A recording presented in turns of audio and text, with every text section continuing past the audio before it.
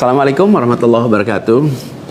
Seperti teman-teman udah tahu juga, semalam itu batas akhir pendaftaran pilkada. Pendaftaran sudah ditutup.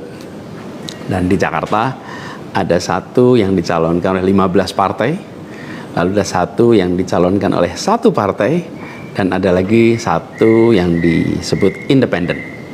Dan saya tidak termasuk di dalamnya. Jadi dengan begitu maka udah final ya, bahwa saya tidak ikut di dalam kontestasi Pilgub di Jakarta tahun 2024 ini. Dan kemarin juga sebetulnya kita menerima undangan, tawaran untuk ikut dalam kontestasi Pilgub Jawa Barat. Kita apresiasi sekali ajakan ini, panggilan ini, tapi dengan mempertimbangkan berbagai faktor, kami putuskan untuk tidak mengikuti kontestasi di Jawa Barat. Nah, saya ingin sampaikan beberapa poin respon singkat atas situasi yang saat ini sedang terjadi. Pertama, saya ingin sampaikan terima kasih.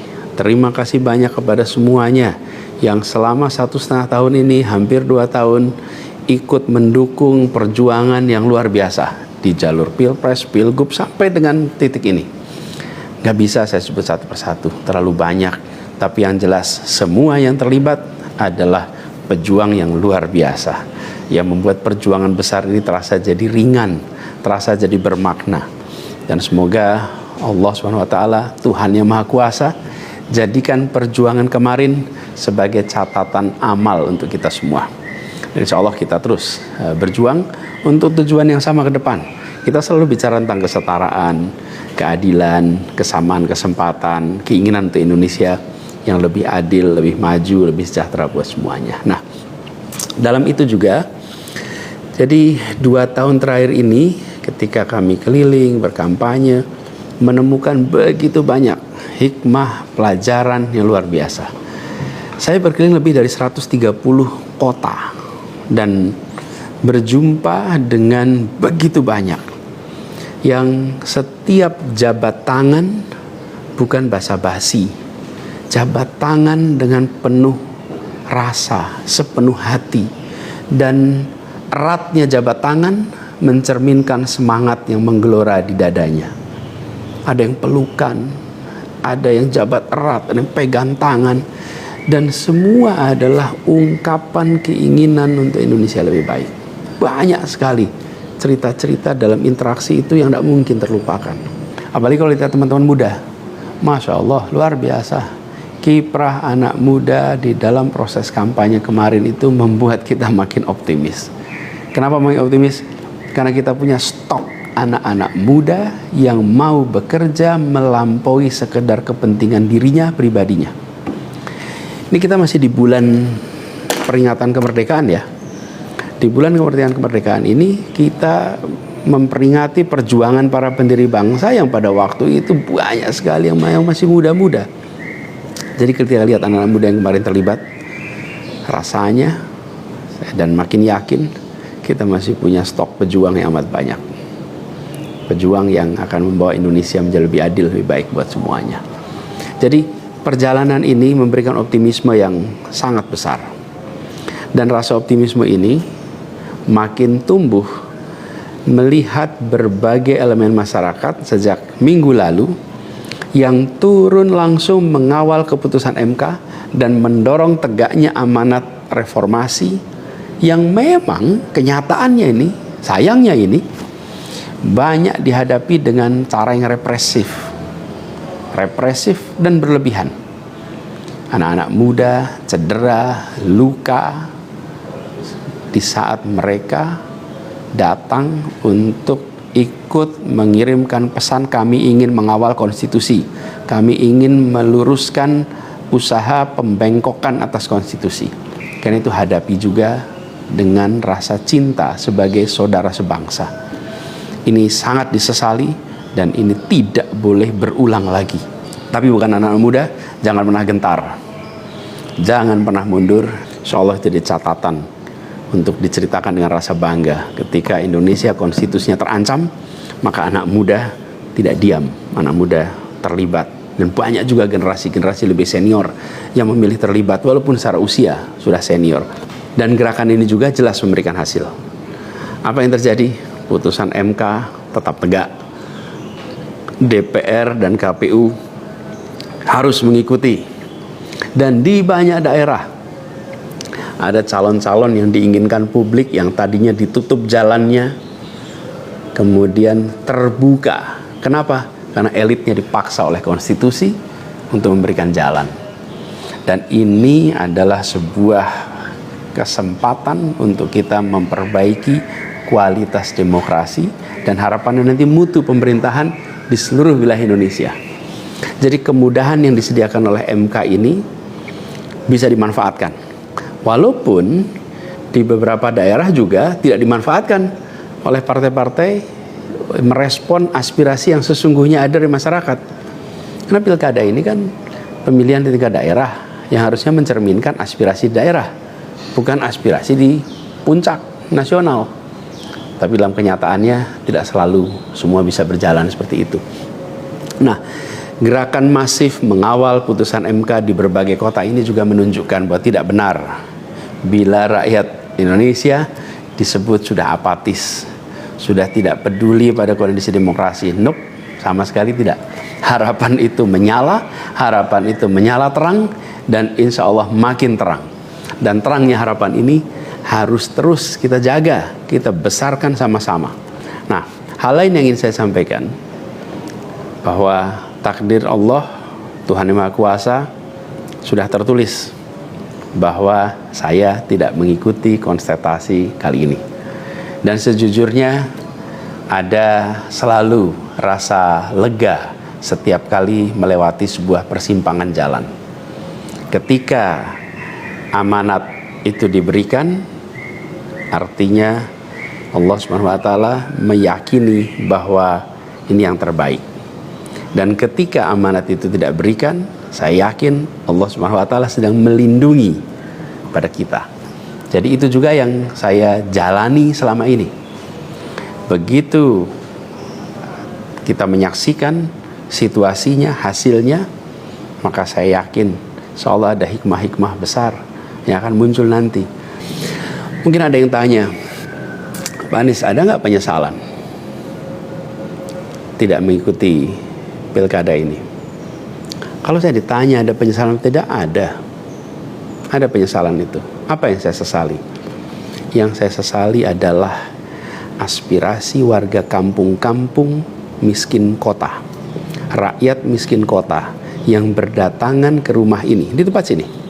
Setelah selesai Pilpres kemarin, bergantian, berombongan datang bergantian, menyampaikan keinginan, aspirasi, Pak tolong kembalikan kondisi yang kemarin kita rasakan. 1,5 tahun ini hilang. Dari mulai usaha untuk perbaikan kampung-kampung kumuh, perbaikan kondisi ekonomi mereka, yang selama itu kami selalu jadikan sebagai fokus perhatian. Dan selama berapa bulan ini saya datang mengelilingi mereka semua, mendatangi mereka semua. Ini yang saya, kalau dibilang perasaan ya, ada perasaan, waduh, ini aspirasi ini gak bisa kita tuntaskan. Lihat warga kampung Bayam yang terlantar, berat rasanya. Lihat kampung-kampung yang setiap kali kita datang, Pak tolong ini dituntaskan, berat rasanya kalau mereka tidak bisa mendapatkan penuntasan atas usaha meningkatkan kesejahteraannya. Itu yang kalau ditanya sebagai rasa sesal, bagaimana rakyat miskin di Jakarta yang menjadi fokus perhatian kita tidak bisa saya penuhi harapannya. Para saudara-saudara semua, warga kampung di Jakarta, rakyat miskin kota, saya minta maaf karena tidak bisa membantu melalui jalan pemegang kewenangan, pembuat kebijakan. Tapi bukan berarti perjuangan kita berhenti, dan bukan berarti ikhtiar kita selesai di sini, enggak. Dengan cara lain nanti kita sama-sama berjuang untuk bisa memperbaiki kondisi rakyat miskin kota yang saat ini sedang menghadapi tantangan yang besar sekali. Saya minum kopi dulu ya. Jadi catatan lain yang saya rasakan ya ketika mengikuti proses ini semua, bahwa terbuka kenyataan bahwa sistem politik kita, demokrasi kita masih amat ringkih, dan kita punya PR untuk mengajak seluruh rakyat memiliki kesadaran yang lebih baik tentang proses politik, tentang proses demokrasi agar demokrasi kita itu bisa berjalan dengan benar, berjalan dengan baik, dan hasilnya adalah untuk dirasakan seluruh rakyat. Ini PR tersendiri dan bukan sesuatu yang sederhana, tapi kita harus kerja keras. Dan saya rasa kita jangan berhenti di sini. Karena itu, salah satu tujuan besar yang akan diperjuangkan ke depan adalah meningkatkan kesadaran politik dan demokrasi Indonesia. Membantu mendorong supaya inisiatif-inisiatif, gerakan-gerakan sosial masyarakatan itu bisa tumbuh berkembang khususnya di kalangan anak-anak muda. Seperti yang selama ini sudah dikerjakan, seperti misalnya humanis, ubah bareng, turun tangan, dan lain-lain. Nah, ada hal lain yang saya ingin share di sini. Kalau dalam interaksi termasuk juga di sosial media, banyak sekali yang memberikan usul, saran, lebih baik Anies berkarir di luar negeri aja. Ada yang usul saya ke lembaga-lembaga internasional, ada yang berusul saya untuk mengajar di kampus-kampus di luar negeri. Saya jawab tidak, insya Allah tidak. Saya mencintai Indonesia secara tanpa syarat. Di sini saya dilahirkan, di sini saya dibesarkan, dan di sini saya akan berjuang. Kecintaan pada Indonesia membuat saya tidak akan bisa meninggalkan tanah ini. Saya akan tetap berada di Indonesia. Saya akan tetap berkarya di Indonesia. Saya akan tetap berjuang di Indonesia bersama dengan saudara-saudara sebangsa untuk membuat Indonesia lebih adil, lebih sejahtera bagi semuanya. Saya tidak akan meninggalkan Indonesia dan bekerja di tempat lain hanya karena situasi yang saya hadapi. Insya Allah ini akan terus menjadi pegangan saya ke depan.